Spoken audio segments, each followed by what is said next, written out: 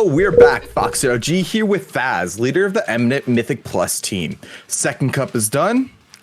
With Lighty gone from Golden Guardians and Yoda taking up to tank or setting up to tank, and them grabbing a new DPS, how hard do you think it would be to transition into a tank role from a DPS role? Faz? Oh, what's up, guys? Well, with all that being said, I think, to be 100% honest, it just depends on the player. Yoda is, I don't know if anybody watches the stream, but he's a multiple like esports competitor in several different gigs. I think Dota and a bunch of other games. So him being able to switch roles is not going to be very difficult, just because he's a gamer, right? Like it's what he does. So and as a deep when you play at high levels, knowing what the other roles that you're playing with do is super important for your team to succeed. So he already kind of knew what the tank did anyways, so him kind of picking up the class, and he played a lot of DH and BFA, so for him personally, not very difficult. He probably could do it, which he did do it, very often. They came in third, Golden Guardians did, so they did really well even with Yoda as tank. So but other players, it just depends on the player. I went from healing BFA, all the BFA, to main tanking in Shadowlands, right, and doing high keys in Shadowlands. So, it just depends on the player itself. Right on. But how difficult do you think it would be to bring in a whole new DPS to MDI? I believe it was Jinji that got into the Golden Guardians team. Jinji's on Echo. Oh, my mistake. Yeah. But how difficult do you think it would be to bring in a new DPS into the MDI? Well, so when you're playing at a super high level, synergy is key. Having that team synergy is super vital, which is why you see guys like Echo who all raid together, right? Like all of them raid together. So it's like all of them play at the high level, in other aspects of the game. So they have that team synergy.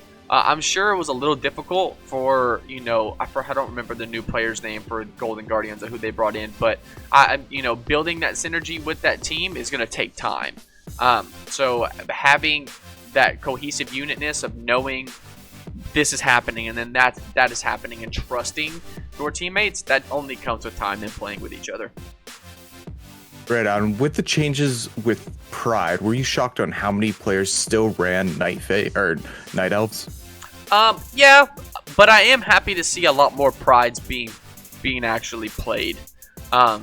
This specific cup with the Pride changes and the way that they see stealth, it's a lot more risky to try to skip the Prides than it is just to play it.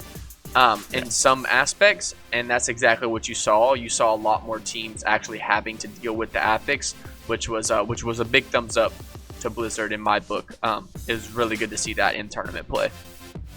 You kind of answered the next question. My next question was going to be, are you happy with the changes with Pride increasing the range of seeing the invisibility? Yes and no. And I say no because I ran into an issue yesterday that caused kind of a uh-oh in one of the high keys that I was pushing. I think it was in a 19 DOS or 20 DOS, and we had a full team wipe on a Pride. I had someone body pull the pack, and we ran with 2 druids. Okay, we had a full team wipe, no big deal. Let the druid run back real quick, we'll res, we'll kill the rest of Pride, we'll move on. Oh, wait a minute. Pride now can see stealth, so the druid stealthing in to res the entire team no longer worked. She had to battle res the other druid, who then had to battle res someone else, and then we had to 3-man kill the Pride. So, it was one of those situations where it was like, oh, yes, they changed that fixed the tournament issues, but now, this on live, if you're in a tight space, which we were right before the Mechagon room, or right before the bosses in Mechagon, right before that little oil thing, and it was just a tight space. So yeah, it's for that specific reason. Yeah, I was a little troll, but I'm really glad that they made those changes, because you want to see tournament players have to deal with stuff that live players have to deal with. They shouldn't be able to completely skip it and we have to deal with it. That makes no sense. Now, I was watching your stream. You can catch Thaz on twitch.tv/Thaz, or sorry, twitch.tv/XXX Thaz XXX. How annoying do you think storming is? I saw you run with multiple melees on high-end keys. How annoying do you think it is? Storming's one of those app fixes that are literally made to be a nuisance. Me personally, as much as you can see me get tilted about it on stream and, you know, scream, you know, F storming this and storming fucking sucks, I love it. I love app fixes that are a nuisance. I don't like app fixes that if you don't do them, they'll completely destroy your key.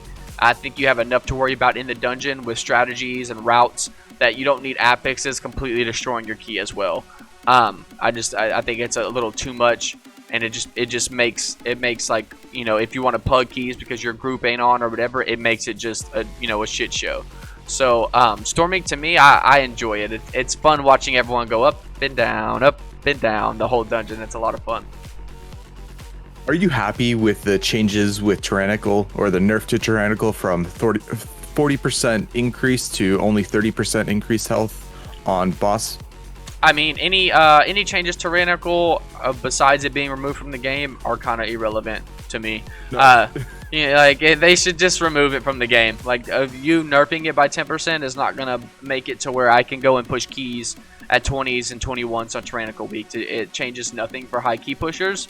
I think Tyrannical, that change was specifically made for lower keys and you know players who don't do super high end content, to make it a little easier on them to maybe, you know, do an 11 or a 12 or something like that on a Tyrannical week. I think that was for them, but for the high pushing community, the change was completely irrelevant. How do you feel about Blizzard fixing the snapping mechanic in Necrotic Wake? Well, they fix it to where if you can't snap it yourself, but it will bug and snap, because I had that happen on Necrotic. But the change itself, if it's not snapping, they kind of took that strategy away. They made that change for tournament play. No one really did that on live. You know, no one's doing that in a 22 where they're snapping everything down. Or 23. They might have. Maybe one or two teams tried it, but most of the time you're not doing that. You're not doing that on live, so it wasn't really that big of a deal on live. But for tournament play, it was a good change, because they changed that along with the damage, the amount of targets that the AoE cap the orb. So it doesn't, you can't just nuke down, you know, the entire upstairs, which they still use the orb and the Master Assassin Lego with a rogue to do that dungeon. They just did it in a couple different pools, not one big one. Yeah. Well, that kind of leads into my next question. How do you feel about the rogue mechanic with the legendary in Necrotic Wake, with the 100% increased damage coming from the stealth as well as the weapon in the dungeon? Everything that they did to Necrotic Wake was perfect. All the changes they made it to where the dungeon was fun and rewarding for using your tools properly. You have a Lego in the game that can be used in completely 100 different, you know, scenarios, and high key pushers use it to use a cheeky mechanic with the dungeon mechanics itself. I think that's good, clever use of game mechanics. And I think it's a lot of fun. I think it was really good that was found. The changes they made to where they AoE capped it and stuff like that was also really good. They made it to where it wasn't completely impossible, but now you just had to do it in, you know, several different ones, or, you know, you had to do it in a different way than just doing everything together. So I really enjoy seeing stuff like that. Right on. Lastly, how do you feel about the extra dungeon mechanics / features that are related to the Covenants? Because this wasn't in BFA entirely. How do you feel about it in Shadowlands? The Covenant specific dungeon stuff it's cool, but really messes stuff up if you don't have one in specific dungeons. We'll say like halls, for example. If you don't have a Venthyr in halls, the dungeon is 5 times more harder than it would be if you did have a Venthyr, right? So it's like, what if all my friends play Knife? What if all my friends play Knife and Kyrian? So you're telling me I have to go get a stranger to go do this dungeon at a high key? What sense does that make? That makes no sense. That might not even know the mechanic. They might not even know it. Yeah, you know, so it's like that aspect of it is a little very Blizzardy, but at the same time, they're really cool. Like they are. Being able to control a Stoneborn in Halls of Atonement and, you know, do 10k DPS on a boss as a healer, pretty fun. That's a lot of fun. But it's just like you gotta have those specific ones if you want to do super high-end content. So, you know, that's the kind of downside to it. All right, this wraps up this week's reaction to Eminent, or this wraps up this week's reaction to MDI from Eminent. I'm FoxRG. This is Thaz. Link to his Twitch will be in the description. Be sure to follow him, subscribe to his channel. Also subscribe to this channel. This is FoxRG. We out. Peace.